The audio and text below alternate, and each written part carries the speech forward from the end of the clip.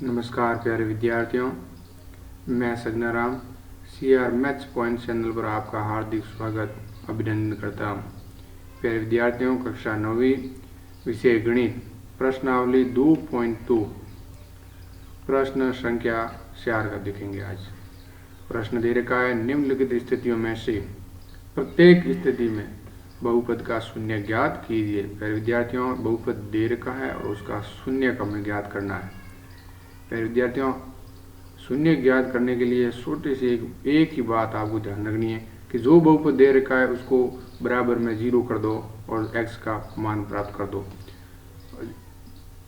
प्रश्न 4 का पहला देख रहे हैं अपन, यानी कि बहुपद का शून्य ज्ञात करने के लिए जो बहुपद दे रखा है यानी कि x + 5, इसको मैं बराबर में 0 कर दूंगा, यानी कि x + 5 बराबर 0 कर दूंगा।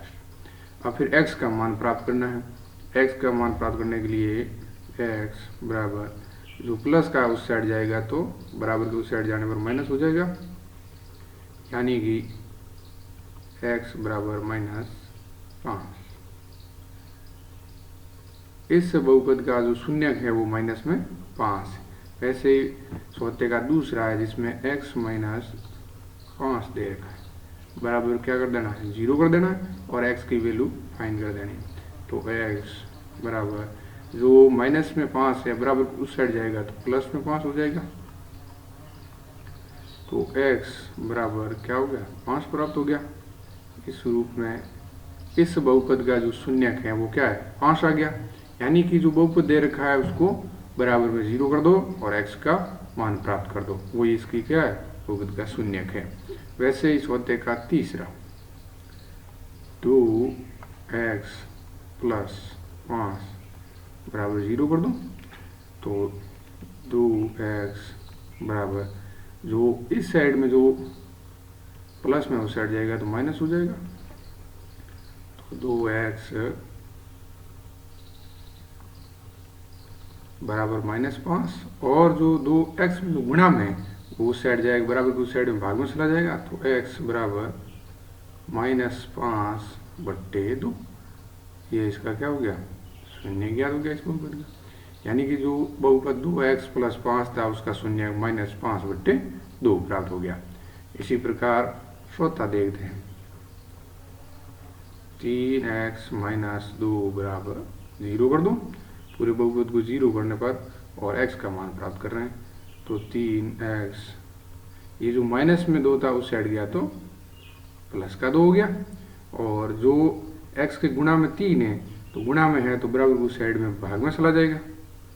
तो x बराबर 2/3। तो इसका क्या हो गया, ये शून्य क्यों गया, इस बहुपद का शून्यक 2/3। वैसे इस होते का 5वां 3x बराबर 0।